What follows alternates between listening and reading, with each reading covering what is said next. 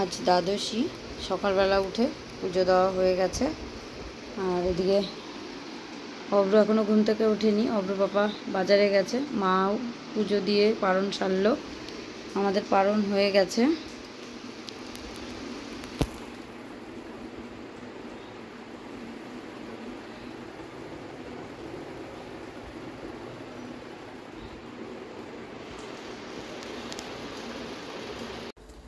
আজ তো দ্বাদশী, সকাল সকাল পুজো হয়ে গেছে, পারণও সেরে নিয়েছি।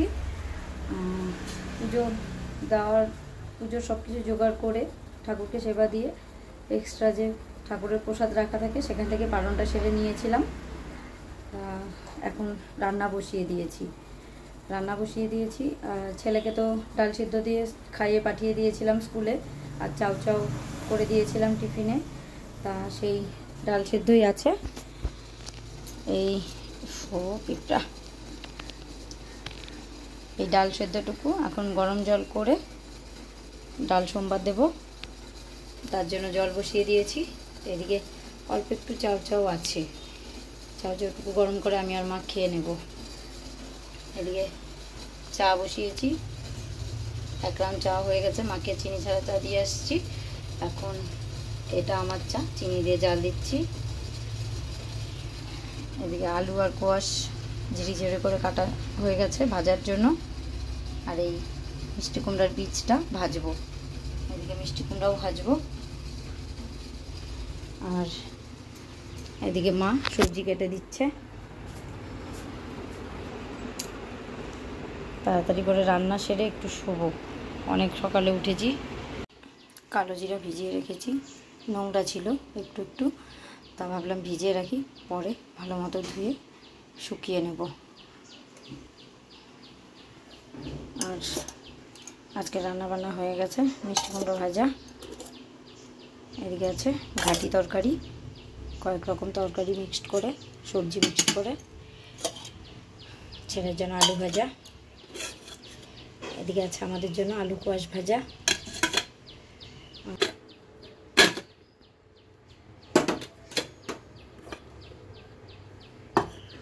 কচুরমুখী আর আলু সেদ্ধ, আর এদিকে আছে ডাল।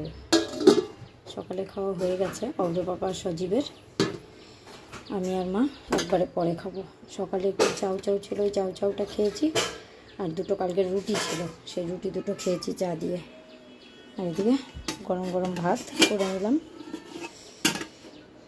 আজকের মতো এই রান্না বান্না, রাত্রেটা দেখা যাবে, যদি প্রয়োজন পড়ে কিছু করব, নাহলে এই দিয়ে হয়ে যাবে।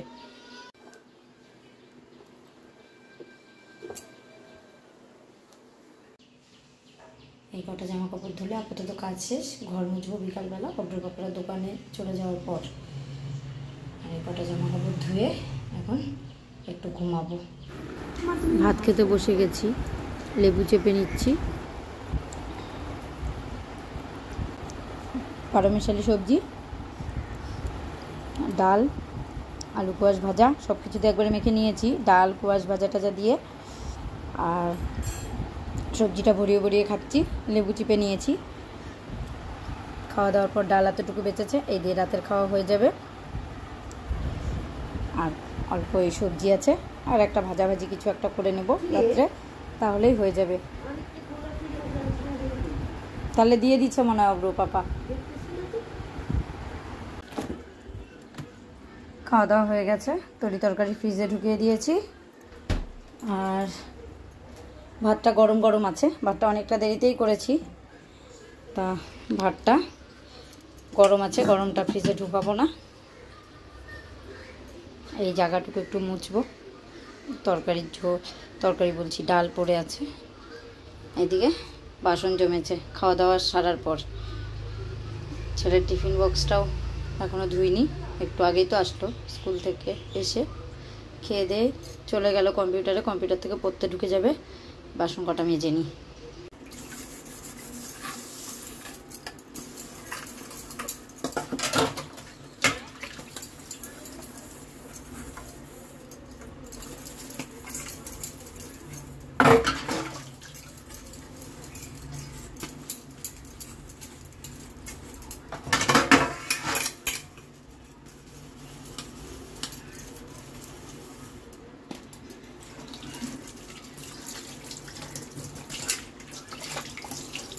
কয়েকদিন থেকে নিরামিষই হচ্ছে।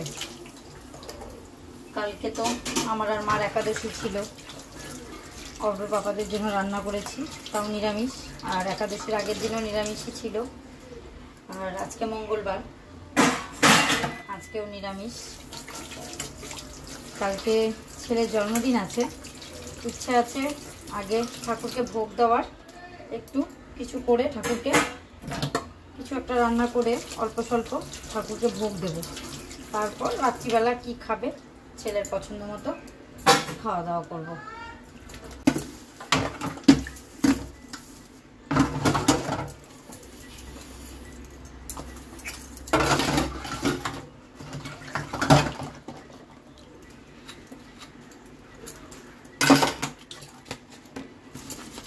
টিফিন বক্স ধুচ্ছি আর মনে হচ্ছে কালকে আবার কি টিফিনে দেব, এই একটা বড় চিন্তা।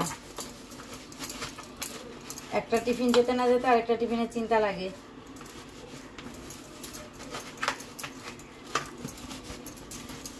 এখনই টিফিন বক্স দিতে দিতে মাথায় আসছে কালকে কি দিয়ে দিব টিফিন বাচ্চাকে স্কুলে। তার মধ্যে সব কিছু চট করে খেতে চায় না, এটা হচ্ছে সব থেকে বড় ঝামেলা। যে কোনো জিনিস যদি খেয়ে নিত তাহলে তো টেনশনই ছিল না। রুটি দিই দুটো টিফিনে, তার মধ্যে একটা রুটি খেয়ে আরেকটা রুটি রিটার্ন নিয়ে আসে। তাহলে কত সকালবেলা উঠে ইচ্ছে করে রুটি করতে, রুটির সাথে তরকারি। আজকে চাউটাও দিয়েছিলাম, কালকে দেখি কালকে পাস্তা করে দেব।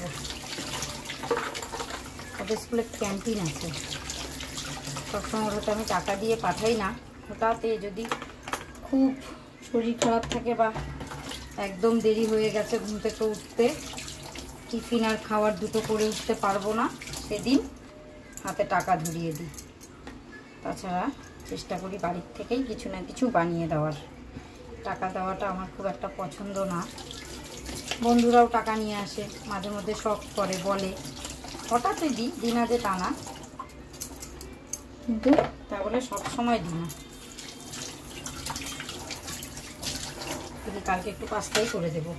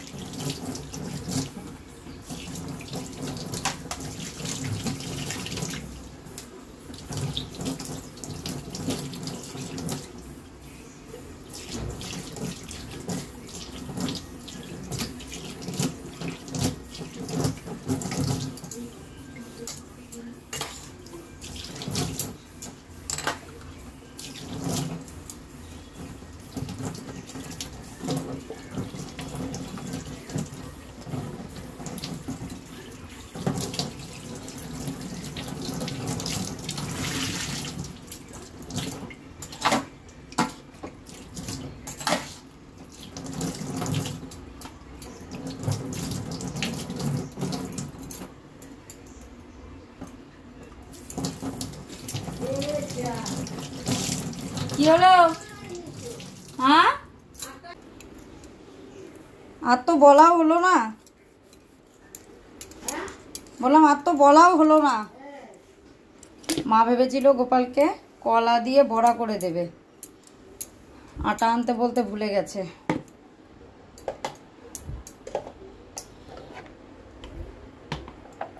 টিফিন বক্সটা এখন আটকে রাখবো, সকালবেলা আবার একটু মুছে নেব।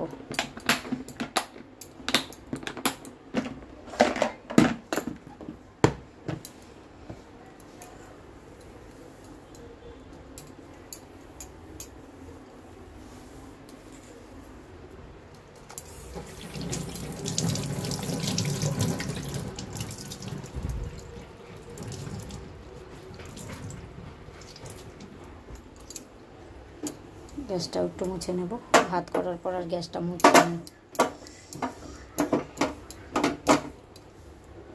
আমার মা শাশুড়িকে দেখতাম ভাত করেও গ্যাস মুছে রাখতো।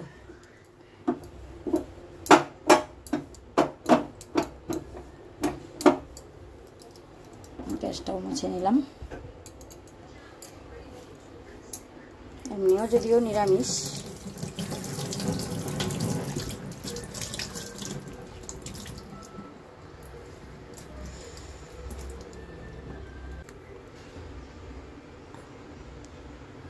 মেলে দিলাম, শুকিয়ে থাকবে।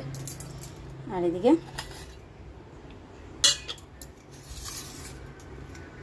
কালো জিরা ধুয়ে দিয়েছিলাম, সেই কালো জিরাই জল ঝরতে দিয়েছি। পরে একটা বড় কিছুর মধ্যে ছড়িয়ে দিয়ে ফ্যানের হাওয়ায় দিয়ে শুকিয়ে নেব। এত নোংরা ছিল বলার মতন না। থাকুক। আকাশটা মেঘলা মেঘলা করেছে, মনে তো হচ্ছে বৃষ্টি আসবে, জানি না সঠিক, কিন্তু এত তাড়াতাড়ি তো সন্ধ্যা হওয়ার কথা না। সন্ধ্যা এখনও হয়নি, আর আমার কাজ প্রায় সবই শেষ হয়ে গেছে। এখন শুধু ছেলের স্কুলের ড্রেসটা ধুবো, শার্টটা তো ধুয়ে দিতেই হবে, আর আমি ঘরটা মুছবো, তাহলে হয়ে যায়। আর এদিকে মা তো পুজো দিয়েছে, সন্ধ্যা দেবে, ছেলেকে আবার আনতে যাব। এখনও অবধি সন্ধ্যা হয়নি, কিন্তু আকাশটা মেঘলা মেঘলা করেছে, যার জন্যই এত তাড়াতাড়ি অন্ধকারের মতো দেখাচ্ছে, নাহলে এত তাড়াতাড়ি এখন সন্ধ্যা হয় না। দিন এখনও তো বড় আছে, তাহলে কাজগুলো সেরে নিই। আবার অব্রকে আনতে যেতে হবে, কাল ছেলের জন্মদিন। এখনও কিছু বলেনি কি লাগবে না লাগবে। ছেলে তো জন্মদিন করা খুব একটা পছন্দ করে না, তার জন্য প্রায় 2-3 বছর থেকে জন্মদিন করিও না, শুধু নিজেরাই যতটুকু দরকার অতটুকু করি আয়োজন। মা কলা আনতে বলেছিল অব্র পাপাকে, কলা না আটা আনতে বলেছিল অব্র পাপাকে। ভেবেছিল গোপালের ওখানে বড়া করে দেবে, আর একটু পায়েস করে রাখবে আজকে রাত্রে। পায়েস করে গোপালকে আজকে রাত্রিবেলা দেবে, তা সেটাই আবার সকালবেলা অব্র একটু মুখে নিয়ে যাবে। তা পায়েসে সব কিছু এনেছে, কিন্তু আটার কথা একদম ভুলে গেছে, আটাটা আনেনি। তা পরে দেখা যাক, যদি আমি আসার সময় নিয়ে আসতে পারি তো নিয়ে আসবো, না হলে শুধু পায়েসই করে দেবো আজকে গোপালকে রাতে। জামা কাপড় কটা ভিজিয়ে রেখে এসেছি, ততক্ষণে ঘরটা মুছে নিই।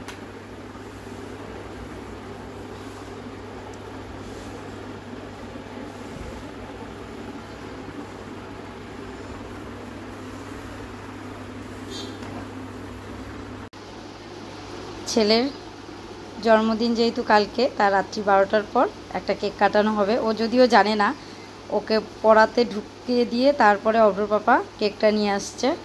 এটা এখন লুকিয়ে রাখতে হবে। ঘরে যেহেতু এসি চলবে, ঘরেই কোথাও একটা রেখে দেবো, কারণ ফ্রিজে রাখলে ফ্রিজ তো খুলবে, তাতে ধরা পড়ে যাবে। এটা সারপ্রাইজ আছে।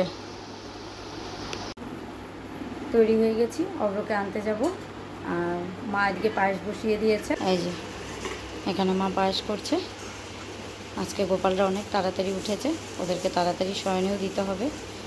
ছেলেকে পড়ার থেকে নিয়ে বাড়ি যাচ্ছি।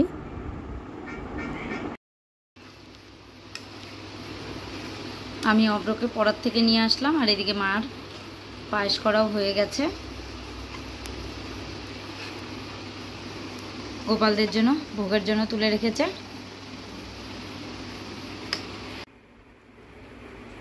রাধারানী গোবিন্দ গোপালকে ভোগ দেওয়া হয়ে গেছে রাতের। এই ভোগের পায়েসটাই অব্রকে রাত্রিবেলা দেওয়া হবে।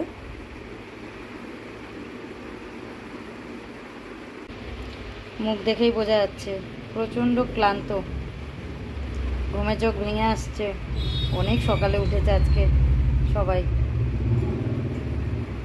আজকে 8টা সাড়ে 8টার মতো বাজে এখন ঘুম পাড়িয়ে দিতে হবে ওদেরকে। মা আর আমার জন্য চা করে নিয়ে আসলাম। চাটা একটু করে রেখে দিয়েছিলাম, মা গোপাল শয়ন দিচ্ছিল, এর জন্য ওপরে সর পড়ে গেছে। আর এদিকে অব্র কফি খেয়েছে। মা আসো, এটা আমার চা, এটা তোমার চিনি ছাড়া। আজ সারাদিনে ঠাকুরের ভোগে যে দেওয়া হয়েছিল ফল, সেগুলোই এখন বানিয়ে নেব সবাই মিলে, তারপরে এই প্রসাদটাই নেব, না হলে ফলগুলো নষ্ট হয়ে যাবে।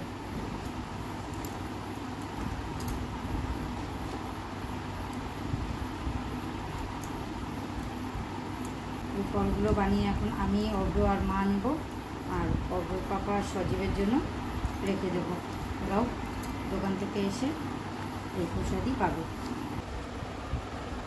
সবগুলো বানালাম না, একটা আম আর 2টো কলা রেখে দিলাম। এই কটাই আগে শেষ হোক, রাতও অনেকটা হয়েছে, আবার ভাতও খেতে হবে।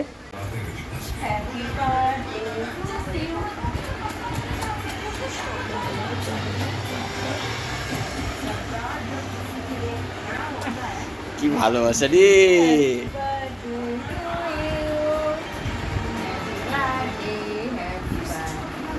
এরা মনে ঘুমিয়ে পড়েছে। আমি একদম আধা ঘন্টা আগে জন্ম নিয়েছি। আজ এই অবধি ব্লগটা শেষ করছি, খুব শিগগিরই দেখা হবে নতুন অন্য আরেকটি ব্লগে।